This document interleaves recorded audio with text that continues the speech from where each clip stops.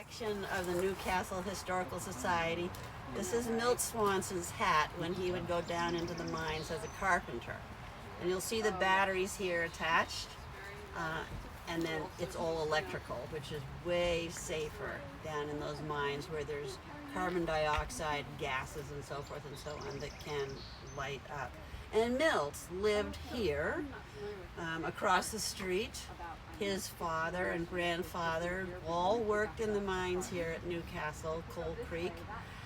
And our mission here, the Save Coal Creek group, is trying to save Milt's property, 12 acres of, oh my gosh, it's so historical. His house is still there, the barns, the meadow. It's a fabulous wildland place. There are bear, cougar, deer, all kinds of wildlife that live here. We know that.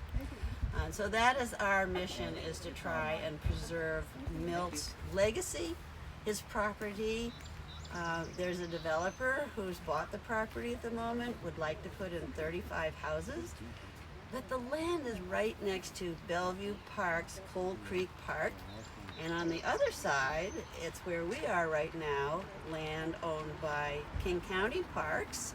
And I should introduce to you my husband, Steve Williams, who was manager here for the Cougar Mountain Parks, for King County Parks for 30 years. Steve? Barb was talking about the two parks, and there's a map here that shows green Cougar Mountain on the uphill east side, Lakemont Boulevard coming right down through the middle.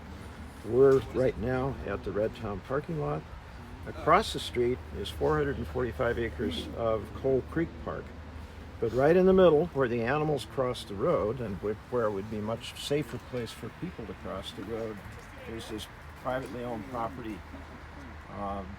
We're worried that they're proposing to put 35 houses in there. There's no sewage or water now. They would have to pump their sewage a half mile uphill and put all these houses in there. So you're blocking the wildlife corridor between the two parks. And that's what we're trying to preserve with the program here. It's basically a plant material from 35 million years ago that's been compressed under a swamp. And in this case, along with the coal, they found petrified wood and also saltwater seashells. So that tells us that all of this land was once under the Pacific Ocean.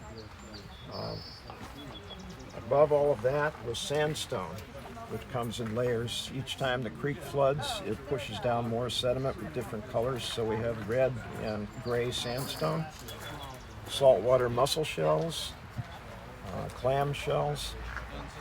And when you burn the coal, you wind up with impurities like clay or sand that get melted into what we call a clinker. Because in a metal stove, this would bounce around and clank on the metal. The sand gets turned to almost a volcanic metal, and the clay gets melted into orange or cream-colored brick. It gets fired into brick. In fact, the kids down here in the mining days would make their own marbles out of the clay to play with. We've got a telegraph key from the old post office and the railroad office down in next to the railroad line. They had to signal that the train was coming to open the switches. We had standard gauge rail, and also in the mines you had narrow gauge rail and very lightweight small track. They were just there for a little time. You have to pack that stuff around on your shoulders, so the smaller rail was an advantage. And they couldn't afford water pipe, so they made their own out of wood, tongue and groove set to go together, and then wrapped with wire and coated with tar. So the water pipes up here for 50 years were actually made out of wood. Amazing. And we find a few artifacts. Here's a cream bottle for 5 cents and a little piggy bank with a girl and a dog. So it's a fascinating time up here. This is actually a drill bit or an auger.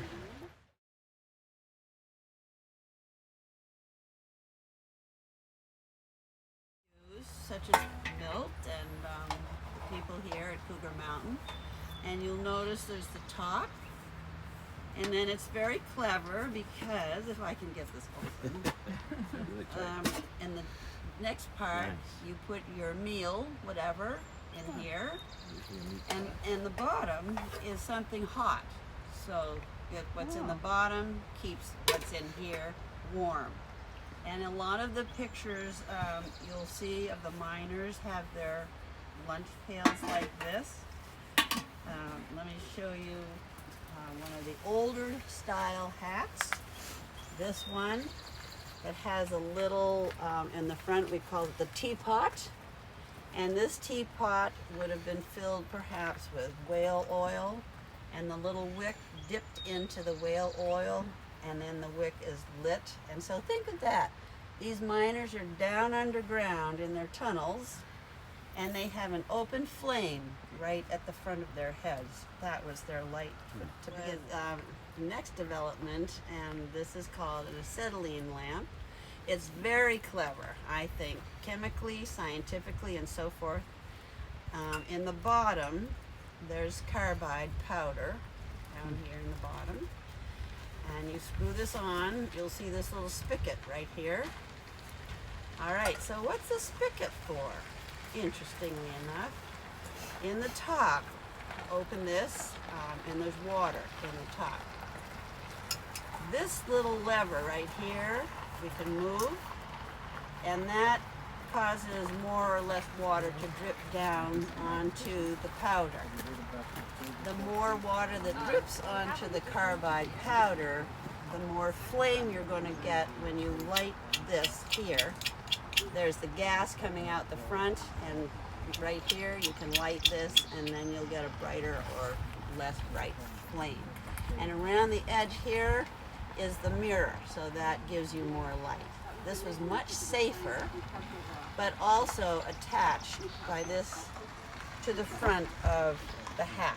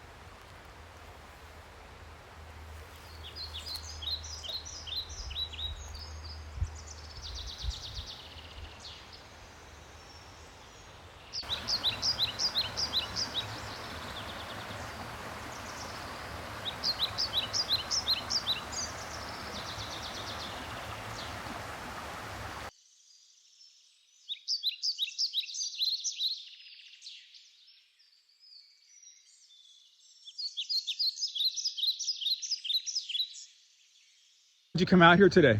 I wanted to do my best for the community, and it's a beautiful day, and I'm looking forward to picking up stuff, trash and stuff in the park and the Y, and it's been great so far.